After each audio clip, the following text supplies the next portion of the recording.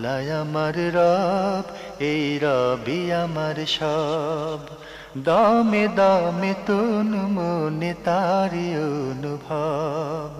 তোমার দুনিয়াতে আমি যেদিকে তাকাই, অথই নিয়ামতে ডুবে আছি সবাই। পাক পাখালির গানে শুনি তসবি কলো রব, তসবি কলো রব। আল্লাহ আমার রব, এই রবি আমার সব। আলহামদুলিল্লাহ, আসসালাতু ওয়াসসালামু আলা রাসূলিল্লাহ। আসসালামু আলাইকুম প্রিয় দর্শক, আপনারা যারা দেশে আছেন প্রবাসে, সবাইকে জানাই অনেক অনেক প্রীতি ও শুভেচ্ছা। শুরু হলো আন্টিভি আয়োজিত এবং লাভ হলো নিবেদিত অনুষ্ঠান আপনার জিজ্ঞাসা। আপনাদের সাথে আছি আমি জয়নুল আবেদিন আজাদ, আর আপনাদের মনোজাগা প্রশ্নের জিজ্ঞাসার জবাব দিচ্ছেন বিশিষ্ট আলেম ডক্টর মোহাম্মদ সাইফুল্লাহ। আসসালামু আলাইকুম ওয়া রাহমাতুল্লাহি ওয়া বারাকাতুহু। প্রিয় দর্শক, চলুন তাহলে জিজ্ঞাসার জগতে। শুরুতে একটি ইমেল পাঠিয়েছেন নাসিমা খাতুন রাজশাহী থেকে। আপনি একটি ফাউন্ডেশনের কথা উল্লেখ করে লিখেছেন, তাদের প্রকাশিত দৈনন্দিন জীবন ইসলাম নামক গ্রন্থে 284 ও 285 নম্বর পৃষ্ঠায় লেখা আছে, কেউ যদি অবহেলাবশত দীর্ঘদিন নামাজ না পড়ে তাহলে পরবর্তীতে সে নামাজের কাজা তুলতে হবে এবং প্রতি ওয়াক্তের নামাজের সাথে সেই কাজা নামাজ তুলতে হবে। কিন্তু আমি জেনেছি যে পূর্বের কোনো নামাজ না পড়া হলে আল্লাহর নিকট অনুতপ্ত হয়ে তওবা করে নিলে এবং পরবর্তীতে নামাজ নিয়মিত পড়লে আল্লাহ ক্ষমা করে দিবেন। তো এই বিষয়ে আমি সঠিক তথ্য কোনটি তা জানতে চাচ্ছি। ধন্যবাদ, খুবই গুরুত্বপূর্ণ একটি প্রশ্ন করেছেন। সেটা হচ্ছে, কেউ ইচ্ছাকৃতভাবে দীর্ঘ সময় তিনি যদি সালাত পরিহার করেন, বর্জন করেন, পরবর্তী সময় যখন তার এই চেতনা আসে অথবা এই বোধ জাগ্রত হয় যে তিনি আল্লাহ রাব্বুল আলামিনের হক নষ্ট করেছেন, সালাত আদায় করেননি, আল্লাহ তাআলার কাছে প্রত্যাবর্তন করে তওবা করে তিনি যদি সালাত নিয়মিত আদায় শুরু করেন, সেক্ষেত্রে পেছনের যে দীর্ঘ সময় তিনি সালাত আদায় করেননি, এই সালাতগুলো তিনি কি কাজা করবেন, না এই সালাতগুলোর ব্যাপারে অন্য কোনো বিধান রয়েছে? এই মাসআলাটি আলেমদের কাছে একটি বিতর্কিত মাসআলা বা মতপার্থক্যপূর্ণ মাসআলা। বাকি মতপার্থক্যের বিষয়টি এক জায়গায় গিয়ে ঠেকেছে, সেটা হলো, যদি কোনো কারণে কারো সালাত কাজা হয়ে যায়, মানে কারো সালাত আদায় করতে তিনি সক্ষম না হন, এই ব্যক্তির জন্য সালাতের বিধান হচ্ছে তিনি যখনই সেই কারণ দূর হয়ে যাবে তখনই সালাত আদায় করে নেবেন। আর এই আদায় করে নেওয়াটাকে আল্লাহ রাসূল সাল্লাল্লাহু আলাইহি ওয়াসাল্লাম কাজা এবং আদা দুইটি পরিভাষায় ব্যবহার করেছেন। হাদিসের মধ্যে কোথাও কাজা শব্দ ব্যবহার হয়েছে, কোথাও আদা শব্দ ব্যবহার করা হয়েছে। মানে এটাই সালাতের আদায়, এটাই সালাতের কাজা। যেহেতু আপনি সুনির্দিষ্ট ওজরের কারণে সালাতটি সময় মতো আদায় করতে পারেননি, এখন এই যে ওজরের কারণে যে সালাতটা আদায় করতে পারেননি, সেটা তো আপনি আদায় করতেছেন পরে, তার এটাকে যদি কাজা ধরা হয় থাকে, তাহলে বোঝা গেল যে এখানে সালাতের কাজার বিষয়টি এই দলিলের মাধ্যমে মানে প্রমাণিত হচ্ছে। এই অবস্থাটাকে আদৌ কি কিয়াস করা যাবে ওই ব্যক্তির আমলের উপর যে ব্যক্তি ইচ্ছাকৃতভাবে সালাতকে পরিহার করেছে, দীর্ঘ সময় 10-15 বছর নামাজ পড়েনি, ইচ্ছাকৃতভাবে সালাতকে পরিহার করেছে? এটি আদৌ মুতাকাদ্দিমিন উলামায়ে কেরামদের বক্তব্যের মাধ্যমে প্রমাণিত হয়নি। মুতাকাদ্দিমিন বলতে আমি বুঝাচ্ছি আইম্মাতুল ইজতিহাদ যারা ছিলেন, তাদের সরাসরি বক্তব্যের মাধ্যমে যেমনি ভাবে সাহাবায়ে কেরামদের বক্তব্য তো আসেইনি, প্রশ্নই আসে না, সামনে আমি বলবো কেন আসে নাই, তাবিদের বক্তব্যের মাধ্যমে আসেনি। দ্বিতীয়, আইম্মাতুল ইজতিহাদ বলতে মানে ইজতিহাদের একটা যুগ ছিল, যে যুগটি প্রসিদ্ধি মানে পরিচিতি লাভ করেছে, মানে ওলামায়ে কেরামগণ এই যুগে কোরআন এবং হাদিসকে খুব সহজভাবে যাতে করে আমরা উপলব্ধি করতে পারি, বুঝতে পারি, সেখান থেকে ইসলামের বিধানগুলোকে মানে আমরা আয়ত্ত করতে পারি, সে সময় ওলামায়ে কেরাম ব্যাপকভাবে ইজতিহাদ করেছেন। শত শত আইম্মাতুল ইজতিহাদ যারা ওই আমাদের সময় ইমাম ছিল। ছিলেন যারা, হ্যাঁ, সেটা হচ্ছে মানে একেবারে যদি সুস্পষ্টভাবে উল্লেখ করি, মানে 80-90 হিজরি থেকে আরম্ভ করে প্রায় 330 পর্যন্ত, 330 পর্যন্ত এই সময়টুকু মানে অধিকাংশ ওলামায়ে কেরামের মানে বক্তব্য অনুযায়ী এটা হচ্ছে মানে আসরুল ইজতিহাদ। মানে এই সময় ওলামায়ে কেরামগণ ব্যাপকভাবে এই বিষয়গুলো ইজতিহাদ করেছেন, গবেষণা করেছেন। আবার এখানে আমি একটা কথা বলে দিই, সে হয়তো অনেকে এটা ভুল বুঝতে পারেন, সেটা হলে মানে আসরুল ইজতিহাদ ওই সময় বর্তমানে যে ইজতিহাদ নিয়ে ব্যাপারটা এমন এখন আছে ইজতিহাদ উম্মাতের জন্য অপরিহার্য একটি বিষয়, অন্যথায় বিধানগুলো কিভাবে আমরা জানবো? ডিজিটাল যুগের বিধান তো তখন ছিল না, এখন তো আসছে। সুতরাং ইজতিহাদ কিন্তু সেই সময় ব্যাপকভাবে মানে ওলামায়ে কেরামগণ এই বিষয়গুলোকে চর্চা করেছেন, কোরআন এবং হাদিসের থেকে মানে শরীয়তের বিধানগুলোকে উদ্ঘাটন করেছেন, বক্তব্য দিয়েছেন। এই জন্য এটাকে আসরুল ইজতিহাদ বলা হয় থাকে। মানে এই ইজতিহাদের এই সময় মূলত মুতাকাদ্দিমিনদের কাছ থেকে এই ধরনের বক্তব্য সাব্যস্ত হয়নি। আসবো যেটা, সেটা হলো কেন সাব্যস্ত হয়নি, খুব ভালো করে মানে বুঝেন, এই মাসালাটি অত্যন্ত গুরুত্বপূর্ণ। তার কারণ হচ্ছে ইচ্ছাকৃতভাবে সালাত পরিহার করার বিষয়টি, ইচ্ছাকৃতভাবে সালাত তরক করার বিষয়টি আলেমদের মধ্যে মতপার্থক্যপূর্ণ একটি মাসআলা। এক্ষেত্রে ইমাম আহমদ ইবনে হাম্বল রাহমাতুল্লাহ আলাইহি সহ ওলামায়ে কেরাম, একদল ওলামায়ে কেরাম বলেছেন এটা হচ্ছে কুফরি, এর মাধ্যমে সে মুরতাদ হয়ে যাবে। আর এই বক্তব্য ইমাম তিরমিজি রাহমাতুল্লাহ আলাইহি সমস্ত সাহাবীদের বক্তব্য হিসেবে উল্লেখ করেছেন। ইমাম মালিক রাহমাতুল্লাহ আলাইহি তার এক রিওয়ায়াতের মধ্যে তিনি বলেছেন যে হ্যাঁ, এই কাজটা কুফরি পর্যায়ের। আরেক বক্তব্য তার কাছ থেকে সাব্যস্ত হয়েছে, তিনি বলেছেন যে এটি অপরাধযোগ্য, তাকে এর জন্য শাস্তি দেওয়া হবে, সর্বোচ্চ মৃত্যুদণ্ড তাকে শাস্তি দেওয়া হবে। তবে মানে তার এই কাজটি মানে অপরাধ এবং এর শাস্তি হচ্ছে সালাত যদি আদায় না করে তাকে হত্যা করা হবে। এই হুবহু বক্তব্যটাই ইমাম শাফি রহমতুল্লাহের বক্তব্য। সেটা হলো যদি কেউ সালাত ইচ্ছাকৃতভাবে পরিহার করে ত্যাগ করে থাকে, তার শাস্তি হচ্ছে হত্যাদণ্ড, কিন্তু সে মুরতাদ হবে না। তবে তার এই কাজটি মানে অপরাধ, মানে শাস্তি দেওয়া হবে, তাকে হত্যাদণ্ড দেওয়া হবে, এটি ক্রাইম হিসেবে তাকে শাস্তি দেওয়া হবে। এবং তার এই সালাত যেগুলো আদায় করে নেয় সেগুলোর ব্যাপারে তাকে তওবা মানে করানো হবে, সে তওবা করে ফিরে এসে নতুন করে সালাত আদায় করতে হবে। ইউস্তাতাবু সালাসান ফিকুল হানাফিতেও রয়েছে, ফিকুল শাফিঈতেও রয়েছে, ফিকুল মালিকিতেও রয়েছে, ফিকুল হাম্বলিতেও রয়েছে। তাকে কিভাবে মানে আনা হবে, সেটা হচ্ছে এর প্রক্রিয়াটা কি হবে, কোর্টে তাকে হাজির করা হবে। ইউস্তাতাবু সালাসান, 3 দিন তাকে অবকাশ দেওয়া হবে, 3 দিন পর্যন্ত তাকে তওবা করার জন্য বলা হবে। যদি তওবা না করে থাকে তাহলে ইউদ্রাবু উনকাহ, তার মানে গর্দান মানে শাস্তি কার্যকর হবে, তাকে হত্যা করা হবে। আর তওবা করলে না, আর যদি তওবা করে ফিরে আসে তাহলে সালাত আদায় করে তাহলে তাকে ছেড়ে দেওয়া হবে, মুক্ত হয়ে যাবে। শুধু একজন ইমাম এই মাসআলার মধ্যে দ্বিমত পোষণ করেছেন, এটা এই বক্তব্য একেবারে জুমহুর সালাফ ওয়াল খালাফ, মানে সালাফ এবং খালাফদের অধিকাংশের বক্তব্য। ইমাম আবু হানিফা রাহমাতুল্লাহ বলেছেন যে না, তাকে বন্দী করে রাখা হবে, ইউহবাস। তাহলে বোঝা গেল শাস্তি, এটা শাস্তিযোগ্য অপরাধ। মানে এই বক্তব্য থেকে কিন্তু এটা বোঝা যাচ্ছে তাকে বন্দী করা হচ্ছে, তাকে শাস্তিযোগ্য কারাদণ্ড দেওয়া হবে। বাস এরপরে তিনি বলতেছেন কি ইউহবাস হাত্তা ইয়ামুত, মৃত্যু পর্যন্ত তাকে বন্দী করে রাখা হবে যদি সালাত আদায় না করে। মানে এই মানে এমন ভাবে বন্দী করা হবে যে ইচ্ছাকৃতভাবে তাকে বন্দী করে রাখা হবে মৃত্যু পর্যন্ত। যদি সালাত আদায়ের জন্য সে তওবা করে ফিরে আসে তাহলে সে সালাত আদায় করবে। সুতরাং এই কারণেই মূলত আইম্মাতুল ইজতিহাদ অথবা সাহাবায়ে কেরামগণ এই কথা বলেন নাই যে কারণ এই সালাত আবার কি করতে হবে, কাজা করতে হবে, প্রশ্নই আসে না।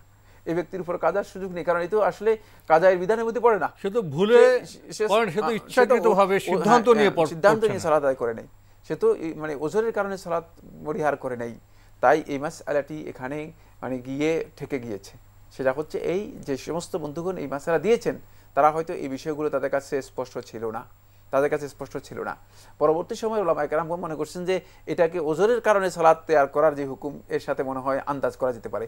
এই আন্দাজটা পরিপূর্ণরূপেই মানে যথার্থ নয়, সঠিক নয়, সামঞ্জস্যপূর্ণ নয়, বরং একেবারে বৈসাদৃশ্য, এর মধ্যে কোনো ধরনের মিল নেই, বিরাট তফাৎ ব্যবধান রয়ে গেছে। সেক্ষেত্রে তিনি যেটা করবেন সেটা হচ্ছে তিনি আল্লাহ তাআলার কাছে সত্যিকারভাবে তওবা করবেন, আত-তাওবাতুস সাদিকা, যেটা সত্যিকার তওবা বলা হয় তাকে, সেই তওবা করবেন।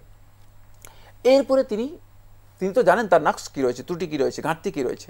সেই ঘাটতি পূরণ করার জন্য তার সর্বোচ্চ চেষ্টা তিনি করবেন। অতিরিক্ত নফল ইবাদতগুলো, তিনি নফল সালাদগুলো আদায় করার মাধ্যমে তিনি বেশি বেশি চেষ্টা করবেন।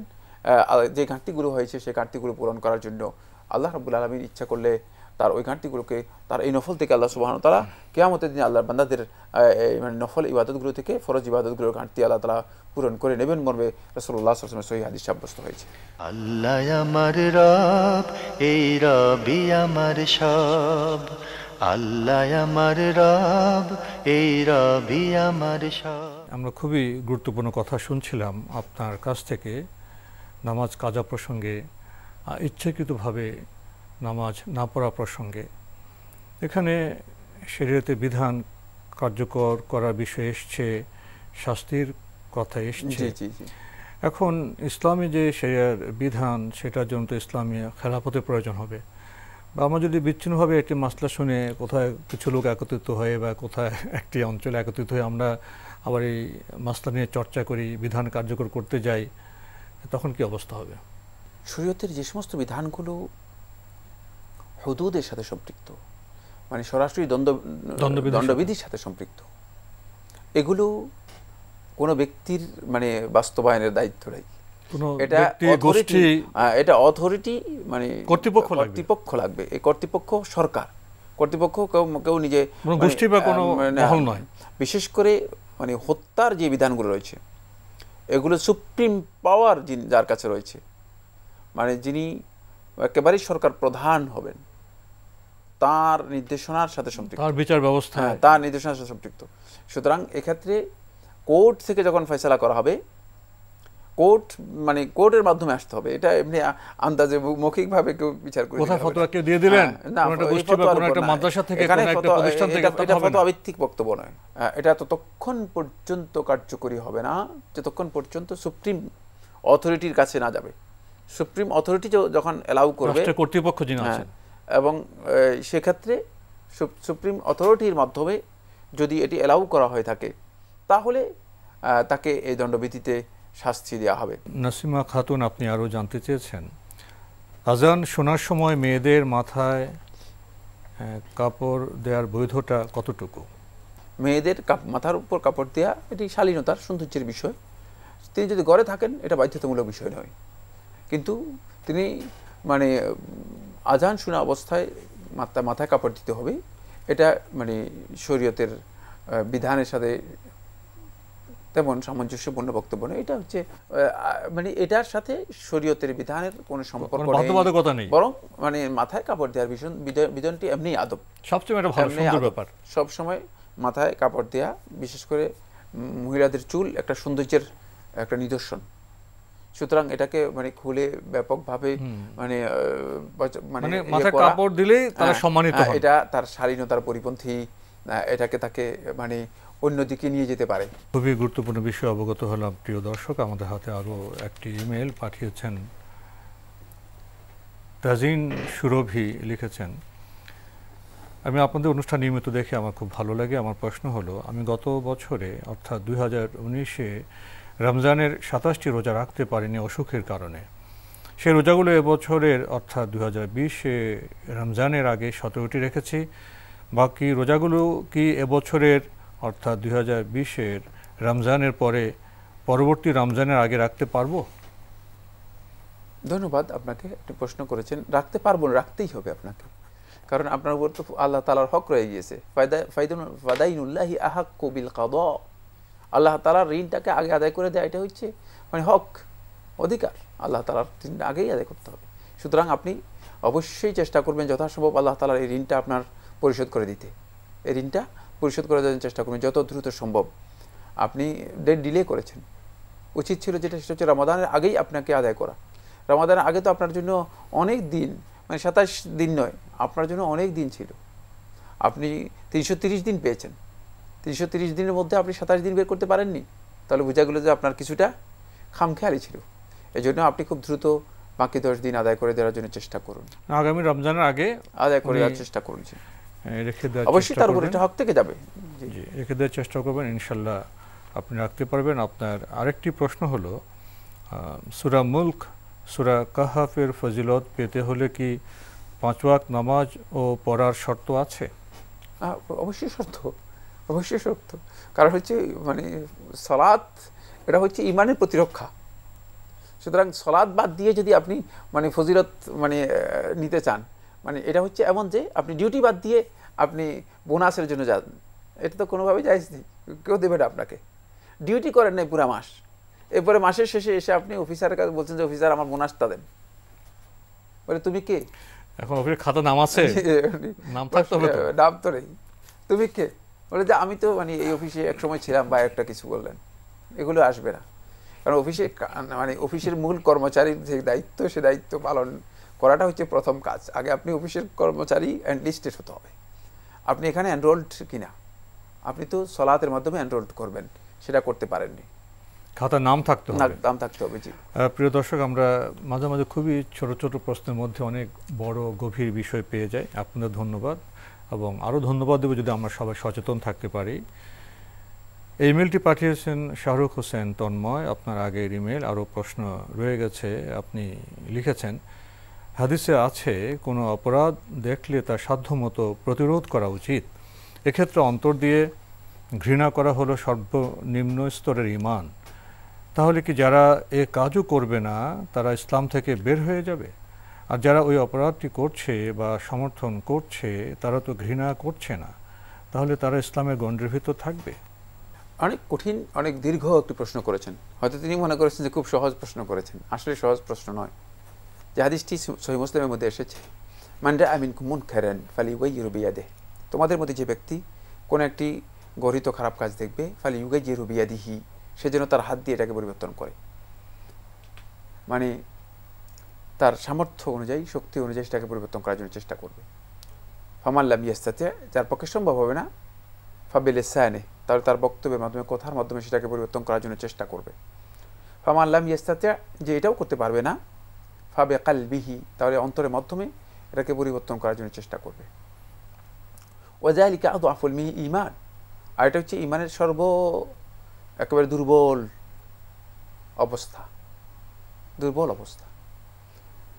এখন আপনাকে প্রথমে জানতে হবে যে মুনকার যে কথাটা বলা হয়েছে সেটা কি জিনিস। মানে এখানে আপনি সমস্যা, আপনি মুনকারের কোন জিনিসটাকে বোঝাচ্ছেন সেটা খুবই গুরুত্বপূর্ণ বিষয়। কারণ মুনকারের অনেকগুলো স্তর রয়ে গিয়েছে। মুনকারের এই স্তরগুলোর মধ্যে যেগুলো কবিরা গুনাহ হিসেবে আল্লাহ রাসূল সাল্লাল্লাহু আলাইহি ওয়াসাল্লাম আখ্যায়িত করেছেন, এগুলো সবগুলো অন্তর্ভুক্ত। সহিহ হাদিসের মধ্যে যেগুলোকে কবিরা গুনাহ হিসেবে উল্লেখ করা হয়েছে, এগুলো সবগুলো এর মধ্যে অন্তর্ভুক্ত। আর এগুলো যদি কোনো ব্যক্তি মানে বৈধ মনে করে এই কাজের মধ্যে লিপ্ত হয়ে থাকেন, কোনো সন্দেহ নেই তার ঈমান থাকার প্রশ্নই আসে না। তাকে আপনি মানে কোনোভাবেই ঈমানদারদের গণ্ডির মধ্যে আনতে পারবেন না। এই মানে আল্লাহ তাআলার বিধান মানে পরিপূর্ণ লঙ্ঘনকারী, এবং মানে আল্লাহ তাআলার এই মানে হারাম গর্হিত মানে গুনাহকে নিজের জন্য হালাল করে নিয়েছে, এটা ঈমানের মধ্যে আসবেই না। দ্বিতীয় রয়ে গিয়েছে যে এই যে কবিরা গুনাহগুলো রয়েছে, এই কবিরা গুনাহগুলোর মধ্যে কিছু আছে এমন যেগুলো ঈমানকে বিনষ্টকারী অথবা কুফরি, সেগুলো করলেও সে ঈমানের মধ্যে অন্তর্ভুক্ত হবে না, প্রশ্নই আসে না।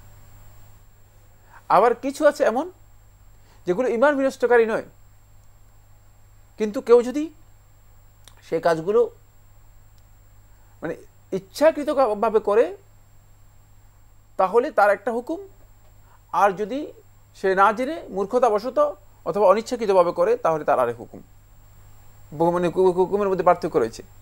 সেই ক্ষেত্রে যদি কেউ মানে ইচ্ছাকৃতভাবে এই কাজটা করে অথচ সে এই হুকুম সম্পর্কে জানে না, আর তাকে যদি জানানো হওয়ার পরে তিনি এই কাজের মধ্যে ইসরার করেন, তাহলে কিন্তু তিনি কুফরির মধ্যে লিপ্ত হয়ে যাবেন।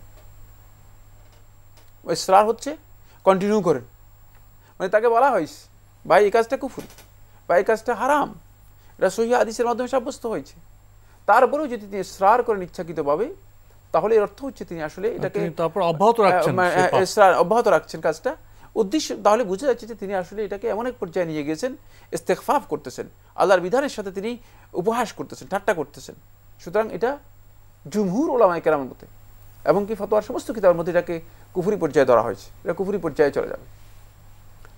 আরেকটি বিষয় আছে যে আসলে মানুষের অলসতার কারণে মানুষ খামখেয়ালি করে, মানে অজ্ঞতার কারণে, মানে অনিচ্ছাকৃতভাবে অজ্ঞতার কারণে, খামখেয়ালির কারণে, অলসতার কারণে এ ধরনের কাজের মধ্যে লিপ্ত হয়ে গিয়েছেন, তাহলে তার এই কাজটি কুফরি হবে না। সেক্ষেত্রে তাকে অবশ্যই সতর্ক করতে হবে। তবে রয়ে গিয়েছে সেখানে, সেটা হলো ইনকারুল মুনকারের জন্য ধরন আছে। আমি বলেছি প্রথমে যে এটা অনেক দীর্ঘ একটি মাসআলা।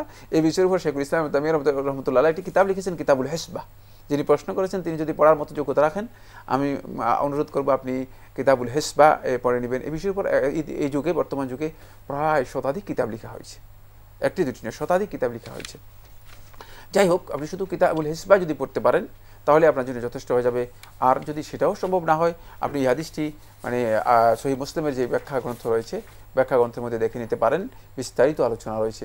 ইনকারুল মুনকারের ধরনও আমাদেরকে জানতে হবে, মানে কিভাবে আমরা ইনকারুল মুনকার করব, কিভাবে আমি মুনকার কাজটাকে মানে প্রতিহত করার জন্য অথবা পরিবর্তন করার জন্য চেষ্টা করব, সেই পদ্ধতি সম্পর্কে আমাদেরকে জানতে হবে। তবে কোনো সন্দেহ নেই, যদি যে ব্যক্তি খারাপ কাজ দেখার পরেও তার অন্তরের মধ্যে অন্তপক্ষে ঘৃণা আসেনি, আল্লাহর বিধানের প্রতি তার আনুগত্য নেই, সেটাই প্রমাণিত হবে। এবং তার অন্তরের মধ্যে ঈমান যে দুর্বল, এতে কোনো ধরনের সন্দেহ নেই, যে কথা আল্লাহ রাসূল সাল্লাল্লাহু আলাইহি ওয়াসাল্লাম বলেছেন এটাই বাস্তব। তো আজকে আমাদের এখানে শেষ করতে হচ্ছে। আপনাকে অনেক ধন্যবাদ। আপনাকে অনেক ধন্যবাদ। প্রিয় দর্শক, খুবই গুরুত্বপূর্ণ প্রশ্ন ছিল, কিন্তু সময়ের কারণে আমাদের খুব সংক্ষেপে শেষ করতে হয়েছে। অপরাধ, ঈমান, বাধা আমরা জানার চেষ্টা করব। প্রিয় দর্শক, আমরা দেখছিলাম এনটিভি আয়োজিত এবং লাভ হলো নিবেদিত অনুষ্ঠান আপনার জিজ্ঞাসা। আমাদের অনুষ্ঠান আপনারা যারা চিঠি পাঠাতে চান, ইমেল পাঠাতে চান, ঠিকানা বলছি। পরিচালক আপনার জিজ্ঞাসা, এনটিভি, বিএসসি ভবন, 7ম তলা, 102 কাজী নজরুল ইসলাম এভিনিউ, কারওয়ান বাজার, ঢাকা 1215। আপনারা ইমেলও করতে পারেন। আমাদের ইমেল অ্যাড্রেস আপনার জিজ্ঞাসা @ntvbd.com। আমাদের অনুষ্ঠান আপনারা এনটিভি অনলাইনেও দেখতে পারবেন, ভিজিট করুন www.ntvbd.com। এছাড়া ইউটিউবে এবং আমাদের ভেরিফাইড ফেসবুক পেজও অনুষ্ঠান দেখতে পারবেন। প্রিয় দর্শক, দেখা হবে ইনশাল্লাহ আগামীকাল একই সময়ে। মহান আল্লাহ আমাদের সবাইকে নিরাপদে রাখুন, রাখুন শান্তিতে। আসসালামু আলাইকুম। আল্লাহ আমার রব, এই রবি আমার সব, দামে দামে তুন মনে তারি অনুভব। আল্লাহ আমার রব, এই রবি আমার সব।